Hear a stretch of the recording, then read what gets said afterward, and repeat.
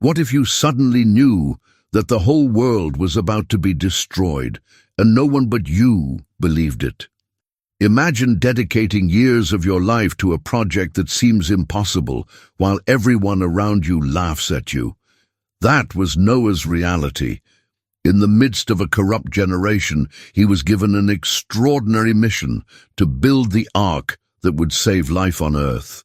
But how did he manage to stand firm when everything seemed against him? Get ready to discover one of humanity's most epic stories.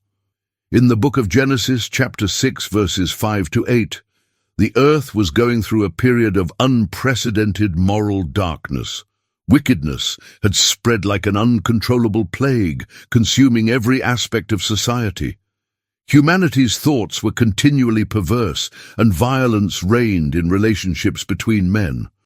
The corruption was so deep that God was saddened that he had created human beings. However, in the midst of this decadence, one man stood out for his righteousness and his faithfulness to the Lord. Noah found favor in God's eyes, becoming a beacon of hope in a corrupt generation. As recorded in Genesis 6, verses 13 to 22, God revealed his plan of judgment to Noah.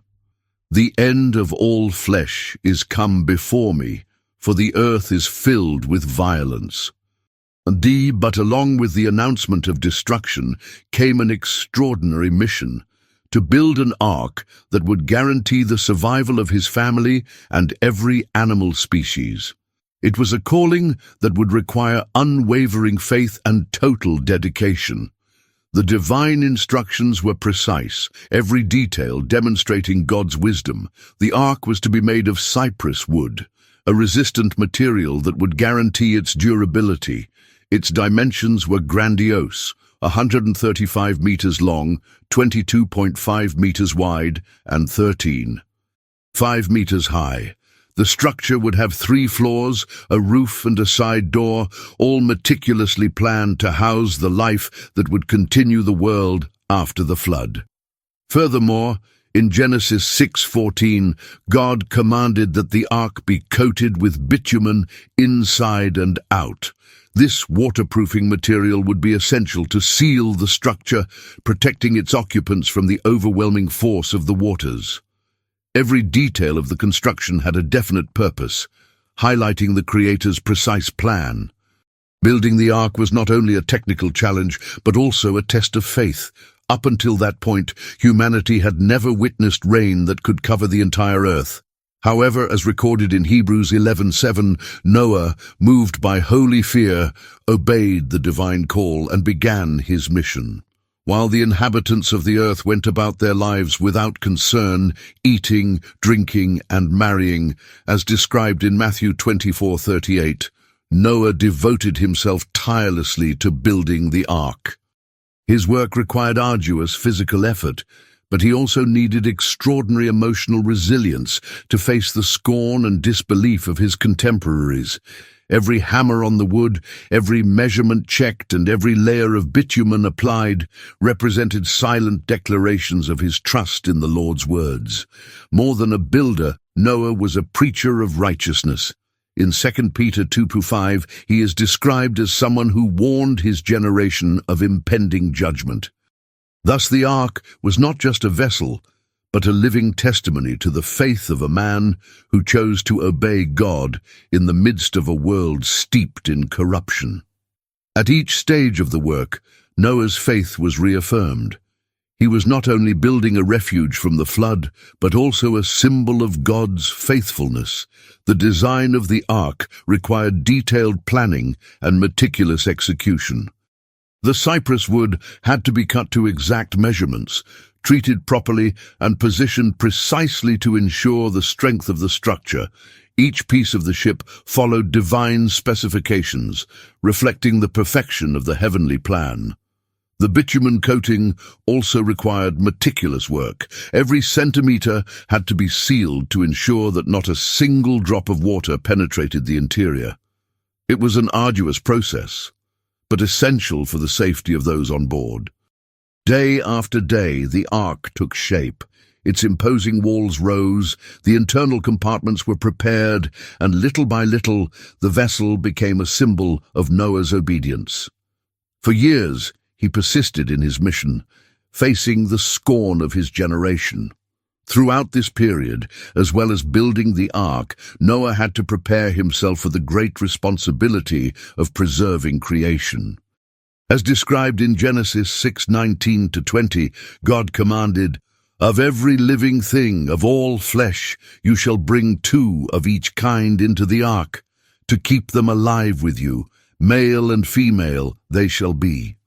The command left no room for doubt. Each species was to be represented, guaranteeing the continuity of life on earth. In Genesis 7:2-3, God goes into even more detail. "Of every clean animal you shall take for yourself 7 pairs, the male and his female, but of the animals that are not clean, 1 pair, the male and his female, and of the birds of the air 7 pairs, male and female, to keep the seed alive on the face of the whole earth." This distinction between pure and impure animals demonstrated divine wisdom, as the pure ones would be used both for the preservation of the species and for future sacrifices. What happened next was nothing short of a miracle. As described in Genesis 7-9, the animals came to Noah on their own, guided by the Creator himself. He didn't have to go out in search of each creature. They arrived in pairs, in an orderly fashion, obeying a call that transcends human comprehension.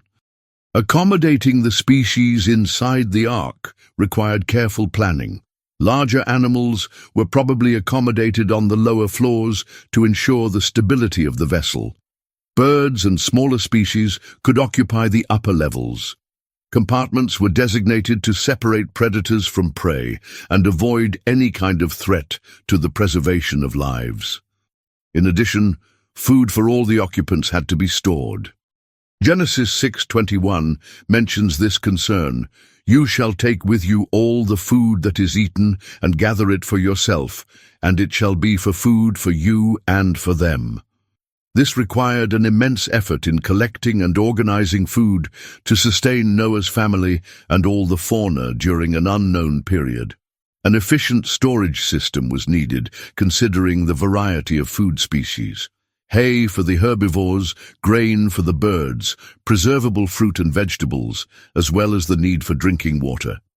All this had to be provided and calculated in adequate quantities. In addition to food supplies, maintaining hygiene inside the ark was essential. Living with so many animals in an enclosed space required strict control of cleaning and waste removal. Noah and his family would need discipline and organization to maintain living conditions inside the ship. As the last animals found their places in the ark, Noah could feel the decisive moment approaching. Everything was ready, and the scenario was about to change drastically. With the ark ready and all its occupants in their proper places, the moment of the great turning point was approaching. Noah and his family made the final checks, ensuring that every detail was in accordance with God's instructions. Then the inevitable happened. In Genesis 7:11-12, the Bible describes the crucial moment. In the 600th year of Noah's life, in the 2nd month, on the 17th day of the month, all the fountains of the great deep were broken up, and the windows of heaven were opened, and it rained on the earth 40 days and 40 nights. The storm began. The first drops, perhaps insignificant to those still outside, soon turned into an overwhelming deluge. The waters came not only from the sky, but also from the depths of the earth, bursting forth with unimaginable force. What had once been disbelief and derision turned into despair, but it was too late. In Genesis 7:16 it says, "And the Lord shut the door after him." God himself sealed the entrance to the ark, marking the fate of humanity. The rain fell uninterruptedly, and the water level rose unceasingly. The impact was devastating. Genesis 7:19-20 describes, "The waters prevailed exceedingly upon the earth, and all the high mountains which were under the whole heaven were covered. 15 cubits above them the waters prevailed, and the mountains were covered." Inside the ark, the reality was different. Noah and his family had to adapt quickly to their new daily lives. The great boat, now adrift on the waters of divine judgment, had become a world in itself. The constant movement of the ark, the noise of the animals, and the sound of the non-stop rain created a tense atmosphere. However, even in the midst of the storm, the certainty of divine protection kept them firm. Genesis 7:24 reveals the duration of the judgment, "And the waters prevailed upon the earth 150 days. During this period, the world as they knew it ceased to exist. Every trace of the previous civilization had been erased, submerged beneath the waters. The routine inside the ark required discipline and resilience. Feeding the animals followed strict schedules, the spaces had to be cleaned constantly, and the supplies managed with care. But above all, it was a time for reflection. Each day inside the ark was a reminder of God's power and His faithfulness in keeping His promises. After months of uncertainty, something changed. In Genesis 8:1 we read, "And God remembered Noah and every beast, and all the cattle that were with him in the ark. And God caused a wind to pass over the earth, and the waters began to abate. The rains ceased.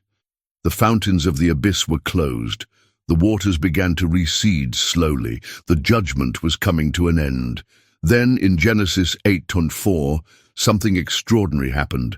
"And the ark rested in the 7th month, on the 17th day of the month, on the mountains of Ararat." For the first time in months, the ship was no longer adrift.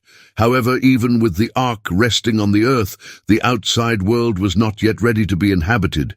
Noah and his family had to wait for God's appointed time. As recorded in Genesis 8:6-7, Noah took the initiative to open a window in the ark and sent a raven to observe the conditions on earth. The bird flew back and forth, but found no place to land. He then sent out a dove. On its first flight, the bird returned, as the water still covered everything. 7 days later, he sent it out again, and this time it returned with an olive branch in its beak. This small sign had gigantic significance. The earth was coming back to life. Noah, however, still didn't leave. Only when God gave the final command did he and his family leave the ark. After more than a year in the ark, the decisive moment finally arrived. In Genesis 8:15-17, God commanded, "Come out of the ark, you and your wife and your sons' wives with you. Every beast that is with you, of all flesh and of fowl, and of cattle, and of every creeping thing that creepeth upon the earth, bring them forth, that they may be fruitful upon the earth, and be fruitful, and multiply upon the earth." The command was clear. The time of confinement was over, and humanity was about to begin again. With order and reverence, Noah, his family, and all the animals left the ark. The scene was extraordinary. Every creature was walking into a new world, completely transformed by the flood. The planet, purified by the waters, was now ready for a new phase in human history. Noah's first act on setting foot on dry land was to express his gratitude to God. In Genesis 8:20, it says, "And Noah built an altar to the Lord, and took every clean animal and every clean bird, and offered burnt offerings on the altar." This gesture revealed Noah's heart. He knew that he had been saved not by his own merit, but by God's grace. His first act outside the ark was not to build a house or prepare a shelter, but to thank the Creator.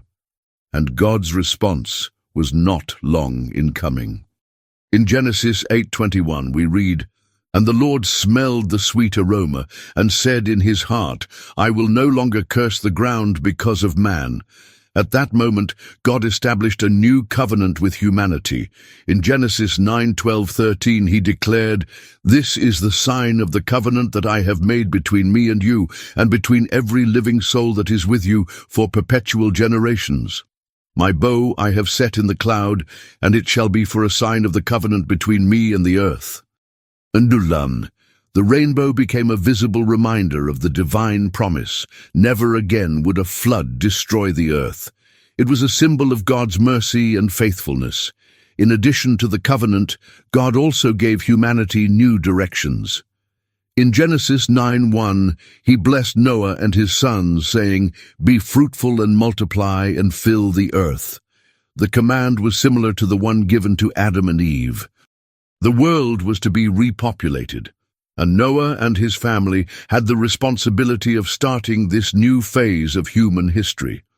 However, along with the blessing, God established principles to guide the new civilization. The relationship between humans and animals changed. "Everything that moves and lives shall be food for you. But you shall not eat the flesh with its life, that is, with its blood." Genesis 9:3-4. Furthermore, God instituted a principle of justice. "Whoever sheds man's blood, by man his blood shall be shed, for God made man in his own image." Genesis 9:6. This new moral and social order established a foundation for the organization of humanity in the post-Diluvian period. Noah's story is not just an account of the past, but a powerful lesson for today. His faith and obedience were tested to an extreme level, but he remained steadfast. Just as Noah faced challenges, each of us has moments when we need to decide whether or not to trust in God's plan. The world may take a different path, but those who remain faithful experience divine protection and purpose. The rainbow remains a reminder of God's character. He doesn't change. He keeps his promises and continues to be merciful. If this story touched you, share this message with someone who needs to hear it. And if you want to keep learning about biblical characters who changed history, subscribe to the channel and activate notifications. See you in the next video. May God bless you.